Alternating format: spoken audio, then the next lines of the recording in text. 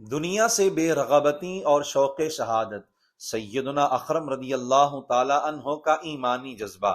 رب تعالیٰ یہ پسند فرماتا ہے کہ اس کا بندہ دنیا میں رہتے ہوئے دنیا سے دل نہ لگائے، دنیا صرف ضرورت پوری کرنے کی حد تک ہو، دل اللہ تعالیٰ اور اس کے رسول صلی اللہ علیہ وآلہ وسلم کی محبت سے معمور رہے، کیونکہ دنیا کی محبت ایسی بیماری ہے کہ جو شخص اس میں مبتلا ہو جائے وہ نہ صرف اپنا سکون گنوا بیٹھتا ہے بلکہ بزدل ہونے کے ساتھ ساتھ بے شمار گناہوں میں بھی پھنس جاتا ہے۔ اس کے برعکس جس خوش نصیب کا دل دنیا کی محبت سے پاک ہو جائے وہ نہایت پرسکون بھی ہوتا ہے، موت سے بے خوف ہو کر جذبہ شہادت سے سرشار بھی ہوتا ہے، اور اس کے حسن کردار کی برکت سے اللہ تعالیٰ اسے اپنا محبوب بھی بنا لیتا ہے۔ سیدنا اکرم کا شوق شہادت۔ صحابہ کرام رضی اللہ تعالی عنہم کی شاندار کامیابیوں کا ایک راز یہ بھی تھا کہ ان کے دل دنیا کی محبت سے پاک تھے اور جذبہ شہادت سے سرفراز تھے۔ غزوہ ذی قرد میں صرف سیدنا اکرم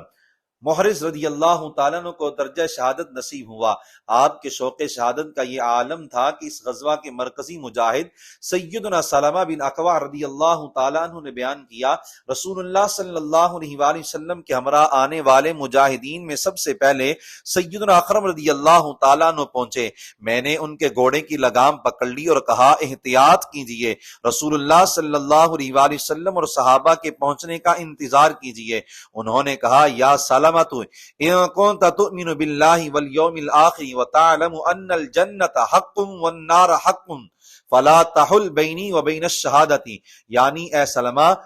میں شوق شہادت میں بے تاب ہوں، آپ اللہ تعالیٰ اور آخرت کے دن پر ایمان رکھتے ہیں، آپ کو یقین ہے کہ جنت اور جہنم حق ہیں، چنانچہ میرے اور شہادت کے درمیان رکاوٹ نہ بنیے، یعنی مجھے اکیلے ہی جانے دیجئے، میں جام شہادت پینا چاہتا ہوں۔ وہ آگے بڑھے، رب تعالیٰ نے ان کی بے تابی کی لاج رکھی اور شہادت سے نواز دیا۔ سیدنا اکرم محرز رضی اللہ تعالیٰ عنہ کے شوق شہادت کی ایک وجہ یہ بھی تھی کہ انہوں نے ایک رات پہلے دیکھا تھا کہ ان کے لیے آسمان کا دروازہ کھولا گیا، وہ اس میں داخل ہوئے، دوسرے آسمان تک پہنچے تو اس کا دروازہ بھی کھولا گیا، حتیٰ کہ ساتوں آسمانوں سے اوپر سدرۃ المنتہا تک پہنچے تو ان سے فرمایا گیا، ھذا منزلک، یہ آپ کا مقام ہے۔ انہوں نے خلیفہ اول بلا فصل سیدنا ابو بکر صدیق رضی اللہ تعالی عنہ سے تعبیر پوچھی تو آپ نے فرمایا، ابشر بالشہادتی، آپ کو شہادت کی خوشخبری ہو۔ شاعر مشرق اقبال علیہ الرحمہ نے کہا، دو عالم سے کرتی ہے بیگانہ دل کو، عجب چیز ہے لذت آشنائی،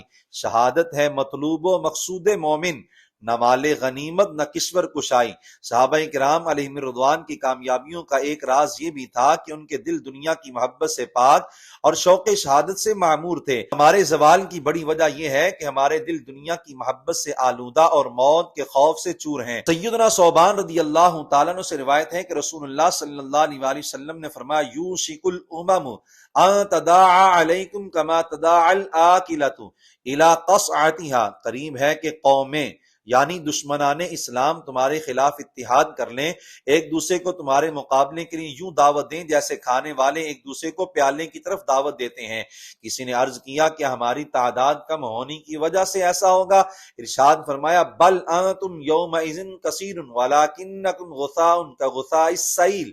وَلَيَنزِعَنَّ اللَّهُ مِن صُدُورِ عَدُوِّكُمُ الْمَحَابَّةَ مِنكُمْ